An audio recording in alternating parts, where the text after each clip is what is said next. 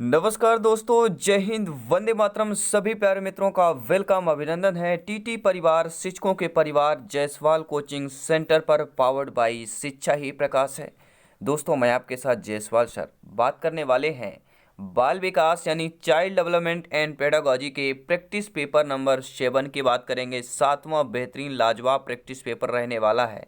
30 महत्वपूर्ण हम यहाँ पर क्वेश्चन करने वाले हैं इस प्रैक्टिस पेपर पर, जैसे आपके एग्जाम पर पूछा जाता है। एग्जाम पैटर्न पर सिलेबस के अकॉर्डिंग बात कर रहे हैं। जी हाँ, आइए इस प्रैक्टिस पेपर पर देखते हैं आपका स्कोर क्या है। क्या आपका स्कोर 20+ है, क्या आपका स्कोर 25+ है। आइए जानते हैं, समझते हैं और अपना अपना फीडबैक जरूर दीजिएगा। पहला प्रश्न, बेहतरीन प्रश्न आपके स्क्रीन पर आ चुका है कि वह मापनी जिसमें अंतराल के समस्त गुण के साथ परम शून्य भी हो कहलाती है, नामित मापनी कहलाती है, क्रम सूचक मापनी, अंतराल मापनी या अनुपात मापनी कहलाती है। जी हाँ, बेहतरीन लाजवाब प्रश्न दिया गया आपके स्क्रीन पर है। वह मापनी जिसमें अंतराल के समस्त गुण के साथ परम शून्य भी हो वह कहलाती है कौन सी मापनी? तो आई थिंक सब जानते हैं, वह कहलाती है नामित मापनी, अर्थात पहला ऑप्शन सही हो जाएगा। दूसरा है प्यारा सा प्रश्न दोस्तों, आप लोगों की स्क्रीन पर दिया गया है। आप लोगों का फीडबैक, आप लोगों का ओपिनियन शर्मान है। जी हाँ, फ्राइड के अनुसार हमारे मूल्यों का आंतरिकीकरण में होता है। फ्राइड हैं, इन्होंने कहा है इनके अनुसार हमारे मूल्यों का आंतरिकीकरण में होता है। किस में? इदम में होता है, अहम में होता है, परा अहम में होता है या परिस्थितियों में होता है। आपका कमेंट आ चुका है, आपका फीडबैक आ चुका है। हम बात करें परा अहम की बात कर रहे हैं। फ्राइड के अनुसार हमारे मूल्यों का आंतरिकीकरण किसमें होता है? तो पराहम में होता है। नोट करेंगे, हर एक क्वेश्चन, हर एक कंसेप्ट लाजवाब है, क्योंकि सिलेक्शन यहाँ पर सर्वोपरि है। बात करेंगे तीसरे प्रश्न की। बेहतरीन प्रश्न स्क्रीन पर आ चुका है कि व्यवहारवादी ने कहा है मुझे नवजात शिशु दे दो, मैं उसे डॉक्टर, वकील, चोर जो चाहूं बना दूं। बिल्कुल जादू की छड़ी है इसके पास। वह व्यवहारवादी कौन है जिसके पास से जादू की छड़ी है? कहता मुझे नवजात शिशु या बच्चा दे दो, मुझे डॉक्टर, वकील, चोर जो चाहे बना सकता हूं। फ्रीमैन ने, न्यूमैन ने, वाटसन या होलिंगर की बात कर रहे हैं, होलीजिंगर की बात कर रहे हैं। तो किस व्यवहारवादी के पास यह जादू की छड़ी है? जी हाँ, ठीक है। आपने सकल अका का बूम बूम, ठीक है, सकल अका बूम बूम एक पहले आता था सीरियल हमारे बचपन के ज़माने पर, ठीक है, जब हम छोटे हुआ करते थे, यानी आपके आपके हमारे सब लगभग सेम ही है।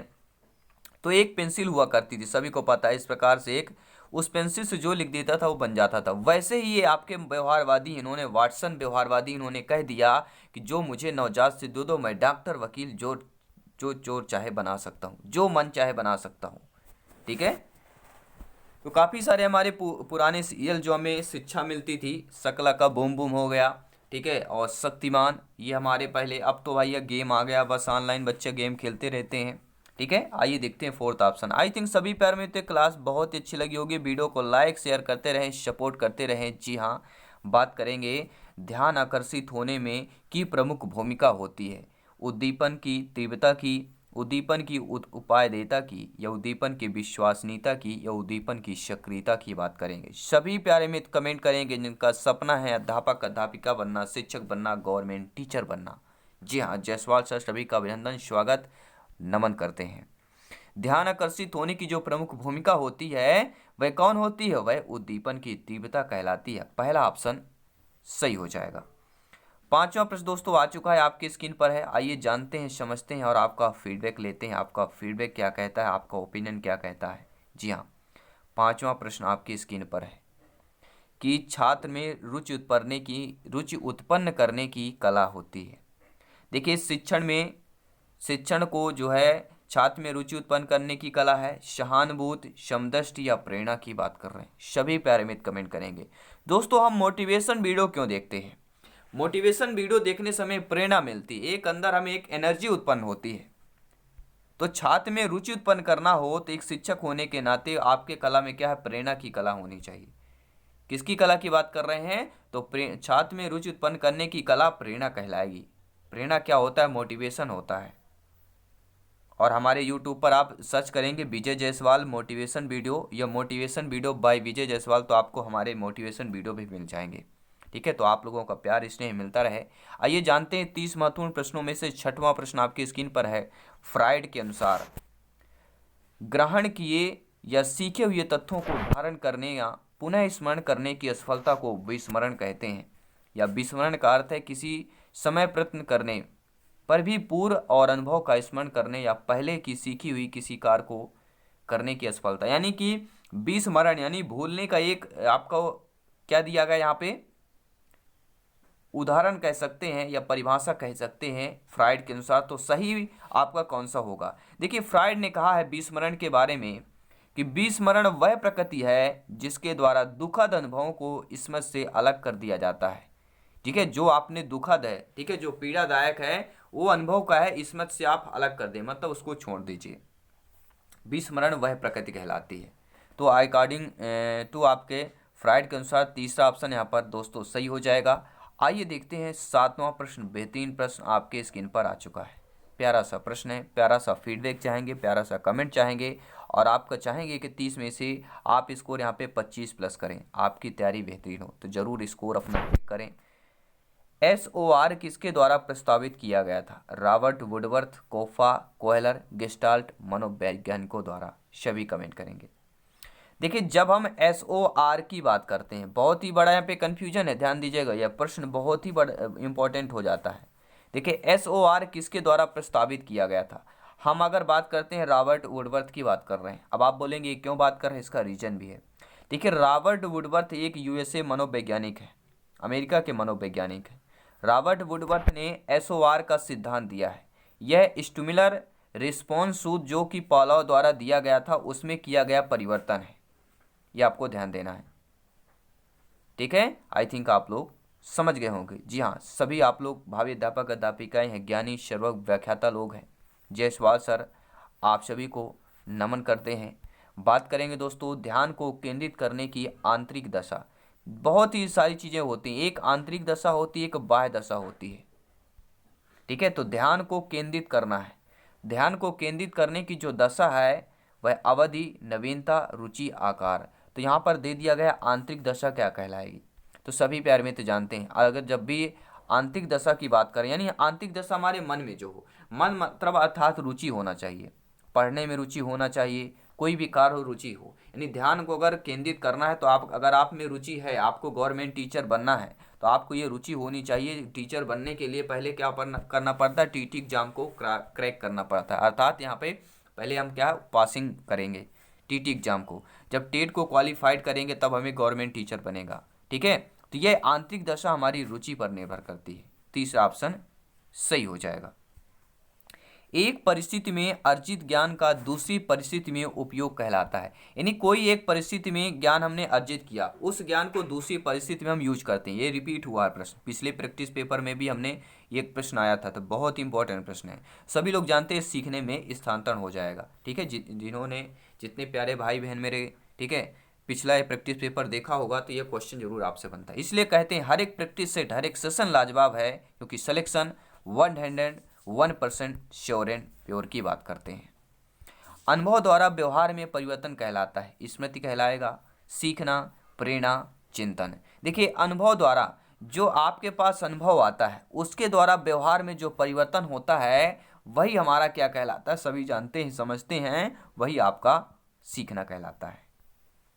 11वां नंबर प्रश्न है कि सांख्यिकी में वह रेखा चित्र जिसमें आवृत्तियों को स्तंभ द्वारा प्रदर्शित किया जाता है स्तंभाकृति कहलाती है, या आवृत्ति बहुभुज कहलाता है, या संचयी आवृत्ति या रेखा चित्र की बात कर रहे हैं। देखिए, सभी प्यारे मित्र जानते हैं सांख्यिकी में वह रेखा चित्र जिसमें आवृत्तियों को स्तंभों द्वारा प्रदर्शित किया जाता है वह हमारी क्या कहलाती हैं, वही स्तंभाकृति कहलाती है, स्तंभ आकृति कहलाती है। पहला option correct option, right answer हो जाएगा। जी हाँ, अगला प्रश्न आ चुका है, बेहतरीन प्रश्न आ चुका है, 12वां प्रश्न आपकी स्क्रीन पर है। जितने प्यारे भाई बहन पहली बार विजिट कर रहे हैं, चैनल को सब्सक्राइब करना मत भूलिएगा, क्योंकि आपका अपना परिवार है, टीटी परिवार है। और यहाँ पर आपके टीटी परिवार यानी टीटी एग्जाम से रिलेटेड आपको इतने बेहतरीन प्रिपरेशन करने को मौका मिलेगा, इतना बेहतरीन प्रिपरेशन करने का आपको एग्जाम मटेरियल मिलेगा, नोट्स MCQs मिलेगा कि आपका प्रिपरेशन और बेहतर हो जाएगा और सिलेक्शन का रास्ता आसान हो जाएगा। तो विकास की किस अवस्था में बुद्धि का अधिकतम विकास होता है? जी हाँ, देखिए विकास की महत्वपूर्ण जो अवस्थाएं होती हैं, एक होती है, सभी लोग जानते हैं, शैशवावस्था, बाल्यावस्था, किशोरावस्था, और यहाँ पे प्रौढ़ावस्था भी दे दिया गया है। तो विकास की ऐसी अवस्था जिसमें बुद्धि का अधिकतम विकास होता हो। तो सभी प्यारे मित्र जानते हैं कि बुद्धि का अधिकतम विकास जो होता है वह 12 से लेकर 18 वर्ष तक होता है, अर्थात हम किशोरावस्था की बात कर रहे हैं। सभी जानते हैं, समझते हैं। जी हाँ, 13वां प्रश्न आ चुका है।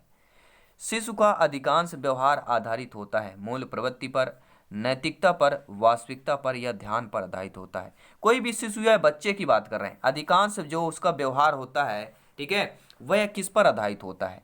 मूल प्रवृत्ति पर, नैतिकता पर, वास्तविकता पर या ध्यान पर होता है। तो हमें समझना है, हमें बच्चा बनना है, क्योंकि हम भी बच्चे से ही गुजरे हैं, उस अवस्था से गुजरे हुए हैं। तो शिशु का अधिकांश जो है व्यवहार आधारित किस पर होगा? वह मूल प्रवृत्ति पर आधारित होता है।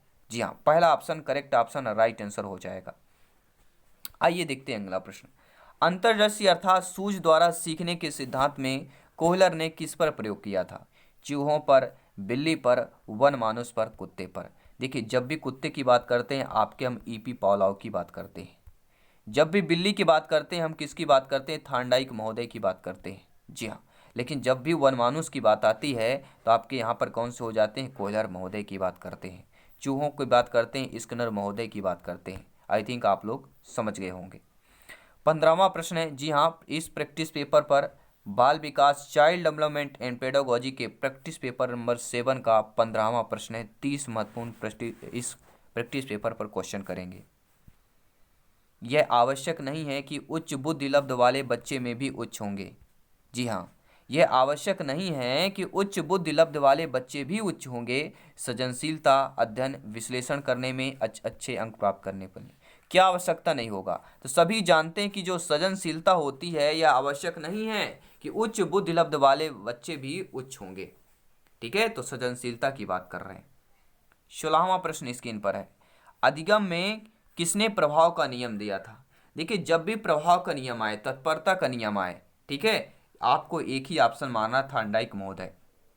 क्योंकि थार्नडाइक महोदय ने कितने 2 नियम दिए थे। एक था आपका मुख्य नियम जिसमें 3 नियम दिए थे, दूसरा था आपका कौन सा? गौड़ नियम, जो 5 नियम दिए गए थे। ठीक है, आई थिंक आप लोग समझते हैं। 17वां प्रश्न आ चुका है स्क्रीन पर, दिया गया प्यारा सा प्रश्न है कि निम्न में से किस विधि का उपयोग स्मृति के मापन के लिए नहीं किया जाता है? प्रत्याह्वान विधि का, तार्किक का, पहचान का, पुनः सीखने का। यहाँ पर बात की गई है दोस्तों, किसकी बात कर रहे हैं? स्मृति के मापन के लिए। देखिए, जो तार्किक विधि होती है, तार्किक विधि को क्या होता है? स्मृति के मापन के लिए यहाँ पे प्रयोग नहीं करते हैं। बाकी प्रत्याह्वान, पहचान और पुनः सीखना, ये तीनों विधियों को स्मृति के मापन के लिए किया जाता है, लेकिन तार्किक विधि का उपयोग नहीं किया जाता है। आइए देखते हैं अगला प्रश्न स्क्रीन पर दिया गया है कि प्रासंगिक अंतर्बोध परीक्षण, TAT क्या है? एक प्रासंगिक अंतर्बोध परीक्षण है। इसका विकास किसने किया था? शाइमन ने, होल्ट्जमैन ने, मरे ने या वेलेक ने किया था? सभी कमेंट करेंगे। जी हाँ, राइट ऑप्शन नंबर होल्ट्जमैन की बात कर रहे हैं कि मरे की बात कर रहे हैं। देखिए, जब भी TAT की बात करें ऑप्शन नंबर तीसरे पर क्लिक करना है। ठीक है, बहुत ही ज़्यादा कन्फ्यूजन हो जाता है, तो कन्फ्यूजन नहीं करना है, कन्फ्यूजन क्रिएट ही नहीं करना है। अगर क्रिएट हो गया है तो उसका सलूशन भी करना है, उसका समाधान भी करना है। अगला प्रश्न है, मनोविज्ञान का शिक्षा के क्षेत्र में सबसे बड़ा योगदान विषय केंद्रित शिक्षा का है, शिक्षक केंद्रित है, क्रिया केंद्रित है या बाल केंद्रित शिक्षा का है? सभी प्यारे मित्र जानते हैं, भावी अध्यापक अध्यापिकाएं हैं, समझते हैं सब लोग। जब आप लोगों की नियुक्ति होगी, आप लोग अध्यापक अध्यापिका बनेंगे, तो मनोविज्ञान का शिक्षा के क्षेत्र में एरिया में जो सबसे बड़ा योगदान होता है वह होता है बाल केंद्रित शिक्षा की बात करते हैं। क्योंकि शिक्षक किस लिए होते हैं? बालक को, ठीक है, राष्ट्र हित में शिक्षा को प्रदान करने के लिए, शिक्षा को शेयर करने के लिए हम बात कर रहे हैं। क्योंकि शिक्षा से ही शिक्षक बनते हैं और इस शिक्षा से ही, क्योंकि देखिए, एक दानी लेने वाला और एक देने वाला भी होना चाहिए। अगर आपको देने आता है तो लेने वाला भी सामने होगा, तभी तो आप दे पाएंगे। ठीक है, तो शिक्षा, अगर आप शिक्षक हैं तब भी आपने सीख कर आप भी शिक्षक बने हैं, तो बालक भी चाहिए शिक्षा देने के लिए। आप किसको शिक्षा देंगे? ठीक है, हम बात कर रहे हैं, सभी लोग समझते हैं। अगला प्रश्न है, कौन सा वृद्धि और विकास के सिद्धांत से संबंधित नहीं होगा? निगेटिव, नकारात्मक प्रश्न है, ध्यान दीजिएगा कि वृद्धि और विकास के सिद्धांतों पर संबंधित नहीं है। निरंतरता का सिद्धांत, वर्गीकरण का, समन्वय का, या हम व्यक्तिकता की बात कर रहे हैं। देखिए, वृद्धि और विकास की बात कर रहे हैं तो निरंतरता मतलब वृद्धि और विकास होगा, समन्वय करना ये भी वृद्धि विकास, और व्यक्तिकता का सिद्धांत ये भी होगा। लेकिन जो वर्गीकरण का सिद्धांत यह वृद्धि और विकास के सिद्धांत से संबंधित नहीं होगा। तो दोस्तों, हम यहाँ पे 20 क्वेश्चन कंप्लीट कर चुके हैं प्रैक्टिस पेपर नंबर 7 के, और इसके पिछले प्रैक्टिस पेपर देखना है तो ये 30 प्रश्न कंप्लीट कीजिए। अपना स्कोर बताइए, अपना स्कोर यहाँ पे बताइए कि आपका स्कोर क्या है, अपना ओपिनियन बताइए, अपना फीडबैक बताइए। इसके बाद चैनल को विजिट करना है, प्लेलिस्ट पे जाना है, बाल विकास प्रैक्टिस पेपर का प्लेलिस्ट मिलेगा, सारे प्लेलिस्ट आपको, नोट्स सब कुछ मिलेगा, फ्री ऑफ कॉस्ट मिलेगा, क्योंकि यह राष्ट्र हित में टीटी परिवार है, आपका परिवार है, अपना परिवार है। बस आप लोग सपोर्ट, लाइक, शेयर करते रहें अपने परिवार को, अपने टीटी फैमिली को।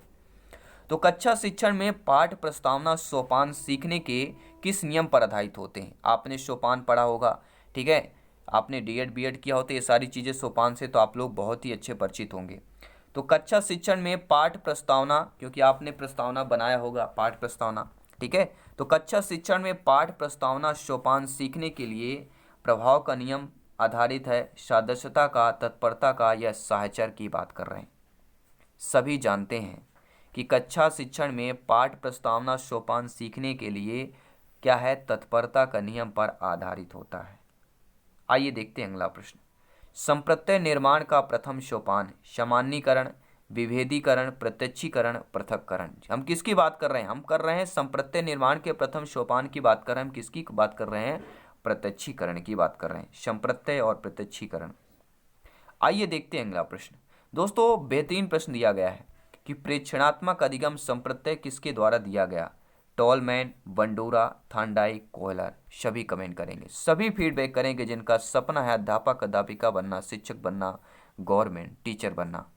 प्रेक्षणात्मक अधिगम संप्रत्यय किसके द्वारा दिया गया था? सभी लोग जानते हैं, हम बंडूरा की बात कर रहे हैं। जी हाँ, किसकी बात कर रहे हैं? बंडूरा महोदय की बात कर रहे हैं।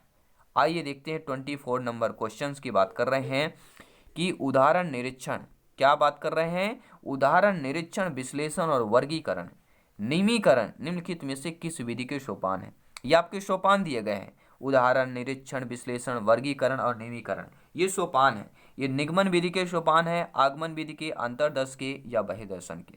तो एक चीज आपको ध्यान देना है, एक चीज आपको ध्यान देना है, उदाहरण पहले और नियम अंत में आए तो भैया आगमन विधि पर मारेंगे। अगर आपका नियम पहले आए, उदाहरण बाद में आए, तो फिर आप निगमन विधि पर मानेंगे। यानी नियम पहले तो निगमन विधि और उदाहरण पहले तो आगमन विधि। तो आपका यहाँ पे पहले क्या है? उदाहरण है, तो यहाँ पे क्या हो जाएगा? आगमन विधि, अर्थात दूसरा ऑप्शन सही हो जाएगा। अब देखते हैं दोस्तों अगला प्रश्न कि अवधान के आंतरिक अथवा व्यक्तिनिष्ठ निर्धारक कौन हो कहलाते हैं? जी हाँ, किसकी बात कर रहे हैं? अवधान। अवधान और व्यवधान सभी लोग परिचित होंगे। तो अवधान के आंतरिक अथवा व्यक्तिनिष्ठ निर्धारक जो है, रुचि, लक्ष्य, अभिवृत्ति, उद्दीपक, वस्तु प्रविधि, प्रकाश, ध्वनि, गंध या पुरस्कार, दंत, प्रोत्साहन। तो अवधान के आंतरिक अथवा व्यक्तिनिष्ठ निर्धारक क्या हो कहलाएगा? वह कहलाएगा रुचि, लक्ष्य और अभिवृत्ति की बात कर रहे हैं। आइए देखते हैं 26 नंबर प्रश्न। 5 प्रश्न और बचे हैं, इनको भी कंप्लीट करते हैं, इस प्रैक्टिस पेपर को कंप्लीट करते हैं। बाल मनोविज्ञान का क्षेत्र पूछा जा रहा है। केवल शैशवावस्था की विशेषताओं का अध्ययन, केवल गर्भावस्था की विशेषताओं का अध्ययन, केवल बाल्यावस्था की विशेषताओं का अध्ययन, या गर्भावस्था से किशोरावस्था तक की विशेषताओं का अध्ययन। तो बाल मनोविज्ञान क्षेत्र कहाँ आएगा? बाल मनोविज्ञान का एरिया कहते हैं, जैसे इन्वायरमेंट का एरिया चारों तरफ का होता है हमारे, वैसे बाल मनोविज्ञान का क्षेत्र जो है वह गर्भावस्था से लेकर किशोरावस्था तक कहलाता है। विशेषताओं का अध्ययन करना बाल मनोविज्ञान का क्षेत्र कहलाता है। 4th ऑप्शन आप लोगों का सही हो जाएगा। वह अवस्था जो कि माता के गुणों, ठीक है, ऐसी अवस्था दोस्तों जो माता के 21वें गुणसूत्र जोड़े से अलग न होने के कारण होती है, वह क्या कहलाती है? वह अवस्था जो कि माता के 21वें गुणसूत्र जोड़े के अलग न होने के कारण या न हो पाने के कारण होती है, वह डाउन सिंड्रोम की बात कर रहे हैं, क्लीनफेल्टर सिंड्रोम की बात कर रहे हैं, टर्नर सिंड्रोम की बात कर रहे हैं या विल्सन सिंड्रोम की बात कर रहे हैं। एक ही ऑप्शन की बात कर रहे हैं, वह ऑप्शन नंबर कौन सा होगा? ऐसी अवस्था जो कि माता के 21वें गुणसूत्र जोड़े से अलग न होने के कारण होती है, वह कहलाती है डाउन सिंड्रोम की बात कर रहे हैं। पहला ऑप्शन सही हो जाएगा। दोस्त सभी प्यारे मित्रों को नोट्स पीडीएफ फाइल अगर फ्री में प्राप्त करना चाहते हैं, ठीक है, फ्री में अगर चाहते हैं तो आज ही ज्वाइन करें टेलीग्राम व्हाट्सएप ग्रुप, लिंक आपको दे दिया गया है। साथ ही साथ इंस्टाग्राम पर जरूर फॉलो करें और अभी जाइए इस क्लास को अटेंड करने के बाद फेसबुक पेज पर भी अब आप लोग फॉलो कर सकते हैं, लिंक आपको दे दिया गया है। ज्वाइन कीजिए, बेहतर प्रिपरेशन कीजिए और अपना सपना, अपने ड्रीम्स पूरा कीजिए और राष्ट्र हित में सबसे बड़ा योगदान दीजिए। जी हाँ, तो 3 प्रश्न कंप्लीट करते हैं। कोहल वर्ग के अनुसार किस अवस्था में नैतिकता बाह्य कारकों द्वारा निर्धारित होती है? जी हाँ, जब भी हम कोहल वर्ग की बात करते हैं एक ही ऑप्शन आता है, हम वन मानुष की बात करते हैं। किस पर प्रयोग किया? वन मानुषों पर। और इनके अनुसार किस अवस्था में नैतिकता बाह्य कारकों द्वारा निर्धारित होती है? ठीक है, पूर्व पारंपरिक अवस्था, पश्चात पारंपरिक अवस्था, उनमें से नहीं। देखिए सभी लोग जानते हैं, ठीक है, नैतिकता के विकास की बात करते हैं। जब भी नैतिकता शब्द आता है तो कोहल वर्ग का नाम सर्वोपरि आता है। इन्होंने 3 अवस्थाएं दी हैं, पूर्व पारंपरिक अवस्था और पश्चात पारंपरिक अवस्था। तो किस अवस्था में नैतिक बाह्य कारकों द्वारा, क्या है, नैतिक बाह्य कारकों द्वारा जो है निर्धारित होती है, वह इनमें से हम बात कर रहे हैं, किसी में नहीं बात कर रहे हैं, या पहली अवस्था की बात कर रहे हैं। भैया जब 3 अवस्थाएं तो किसी में होगा। तो पूर्व पारंपरिक अवस्था में कोहल वर्ग के अनुसार जो है बाह्य कारकों द्वारा निर्धारित होती है। पहला ऑप्शन सही हो जाएगा। अगला प्रश्न है, निम्नलिखित में से कौन सा एक सही क्रम आपको बताना है? पहले अंडाणु बनते हैं, फिर शुक्राणु, फिर ब्लास्टोसिस, फिर युग्मनज।